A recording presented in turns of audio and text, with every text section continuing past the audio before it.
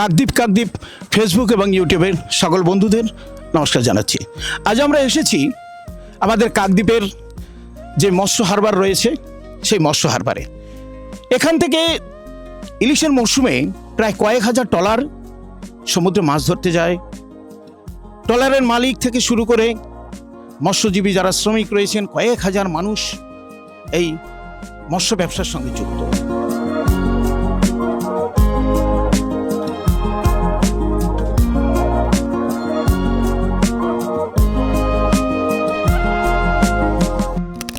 অনেক ট্রলার কিন্তু সমুদ্র থেকে তারা প্রথম ট্রিপ দিয়ে ফিরে এসেছেন।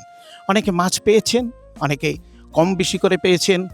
তবে আমরা আশান্বিত যে আমাদের ইলিশ শিকারের কাকদ্বীপের যে কৃষির পরেই অর্থনীতির যে একটি মূল বুনিয়াদ, সে হচ্ছে এই মৎস্য শিকার।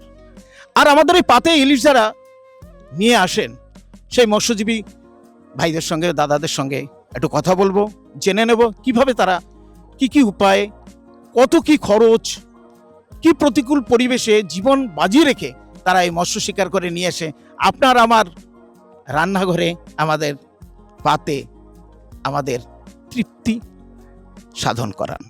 মা মঙ্গলচণ্ডীর ট্রলারের মাঝি, আমরা জিজ্ঞেস করবো, দাদা আপনার নামটা আগে বলুন। আমার নাম স্বপন দাস, আমি পেশায় মৎস্যজীবী এবং ট্রলারের মাঝি। আচ্ছা, আমরা জানি যে এক একটা ট্রলারে প্রায় 17 থেকে 18 জন আপনাকে নিয়ে দরকার হয়, এবং এই বর্ষাকালে উত্তাল সমুদ্রে আপনার এই 17 জন লোক মানে হচ্ছে 17টা পরিবার, এবং তার উপরে রয়েছে মালিকের ট্রলারের দায়িত্ব।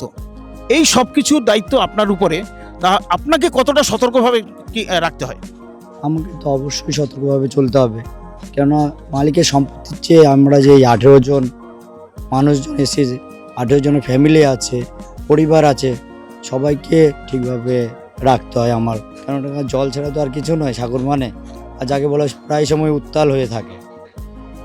যতটা পারে আমি চেষ্টা করি, আমরা যেরকম আমাদের একটা সিগন্যালের ব্যাপার থাকে, 1 নম্বর থেকে 3 নম্বর পর্যন্ত যখন সিগন্যালটা দেওয়া হয় রেডিওর মাধ্যমে, তখন আমাদেরকে ফিরে আসতে হয় ঘাটের মধ্যে। আমরা এখানে দেখতে পাচ্ছি আমাদের মৎস্যজীবী দাদারা রয়েছেন, তারা কিন্তু মাছ তুলছেন। দেখছেন আপনারা, সুন্দর একটি মাছ এখানে তুলে ধরেছেন। একজনকে একটু ডাকবো, দাদা একটু আসুন সামনে। কিরকম মাছ পেলেন? ওই 140 ক্যারেটের মতন পেয়েছি। 140 ক্যারেট, মানে 140 ক্যারেট বলতে আমরা বলি 140 মন, হ্যাঁ ঠিক আছে, তাই তো নাকি? 140 মন। আচ্ছা, ইলিশ কিরকম আছে? ইলিশ পাইনি, ইলিশ 1 ক্যারেটের মতন পেয়েছি না। হ্যাঁ, ওই ইলিশ মাছ আমরা পাইনি। ইলিশ খুব কম পাওয়া যাচ্ছে। আসলে আগে যেরকম ঝাঁকে ঝাঁকে ইলিশ পাওয়া যেত, আমাদের মূল উদ্দেশ্যটাই হচ্ছে ইলিশ শিকার। কিন্তু সেই রূপালী শস্যকে পাওয়ার জন্যই কিন্তু হাজার হাজার ট্রলার কাকদ্বীপের বুক থেকে সমুদ্রে যাচ্ছেন। আমাদের এই হাজার হাজার মৎস্যজীবী দাদারা আছেন, তারা তাদের সংসার যাপন, তাদের জীবন জীবিকা নির্ভর করে এই ট্রলারের উপরে, অর্থাৎ এই মৎস্য শিকারের উপরে। সেখানে ইলিশ পেলে কিন্তু সবারই ভালো লাগে, তাই তো? হ্যাঁ, ইলিশ পাইলে মানে সব দিকে দিয়ে ম্যানেজ হয়। আচ্ছা, ইলিশ ছাড়া আর কি কি মাছ পাওয়া যায়? ওই ভোলা, ওই চিংড়ি, কেটকি মেটকি, ওই গুড়াগাড়া মাছ আর ডেলা ঢুলা, ওইসব মাছ। আপনাদের ট্রলারে কত মাছ পেয়েছেন? আমরা 100 ক্যারেট মাছ পেয়েছি, হাবি জাবি মাছ, ইলিশ মাছ পেয়েছি, এই হাফ ক্যারেট পেয়েছি। জিপিএস আশা করি রয়েছে, তাই তো? জিপিএসে আমাদের যেটুকু যেখানে মাছ, সেখানে আমরা ফিশিং করতে পারছি না। সেখানে বাহিনী, বাংলার টলি, বাংলার নেভি এসে আমাদেরকে মারধর করছে। এর জন্য বলি আমরা দোষী হতে চাই না। আমাদের সংসার চালানো নিয়ে কথা, আমাদের ওইটুকু 35 পর্যন্ত যদি আমরা থাকতো আমাদের ভারতের, তাহলে কোনো ট্রলার বসতিত না, সিজনই চলতো, কার প্রবলেম হতো না। আচ্ছা, আপনারা যে ইলিশ ধরার জন্য যে জাল ব্যবহার করেন, সেটা কি জাতীয় জাল?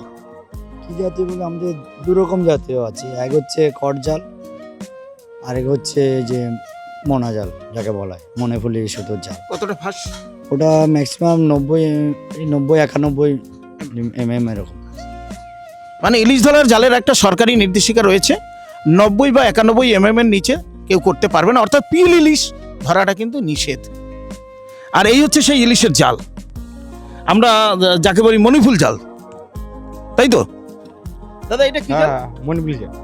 মণিপুরি জাল। আচ্ছা, আগে তো নাইলন সুতোর জালে মাছ ধরা হতো, এখন কি হয় না?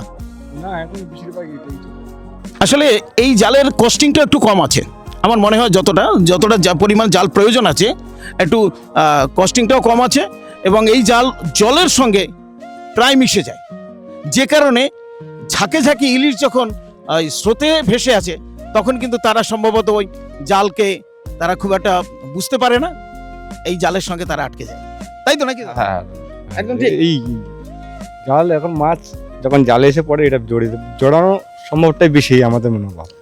আচ্ছা, আপনাদের এই মৎস্য শিকার করতে যাওয়াতে আপনারা কি কি সতর্কতা অবলম্বন নেন যাতে কোনো ক্ষতি না হয় কারণ?